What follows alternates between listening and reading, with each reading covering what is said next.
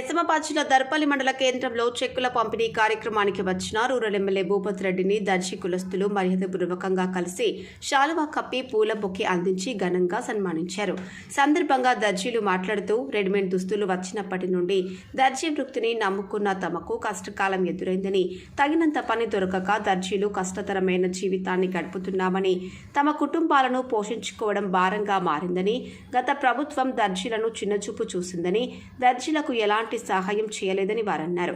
ఇకనైనా దర్జీల జీవనోపాధికి కుట్టు మిషన్, జూకీలు మరియు ఉచిత కరెంటు మరియు వడ్డీ లేని రుణాలు, పెన్షన్లు అందించాలని, తమకంటూ కమిటీ హాల్ లెక్క ఇబ్బందిగా ఉందని, ఒక కమిటీ హాల్ను మంజూరు చేయాలని కోరుతూ వినతి పత్రాన్ని ఎమ్మెల్యే భూపతి రెడ్డికి దర్జీ కమిటీ సభ్యులు అందజేశారు.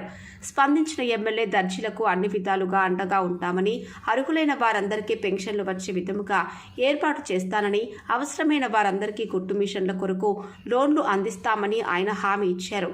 సానుకూలంగా స్పందించిన ఎమ్మెల్యే భూపతి రెడ్డికి దర్జీ కులస్తులు ప్రత్యేక ధన్యవాదాలు తెలిపారు.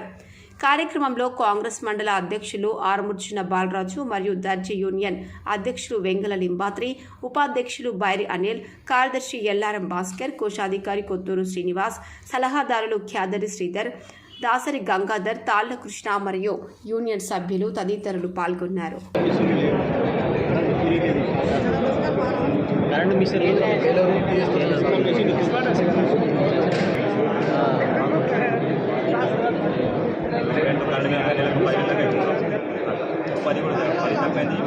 రెడీమేడ్ దుస్తులు బాగానే సార్, రెడీమేడ్ బాగా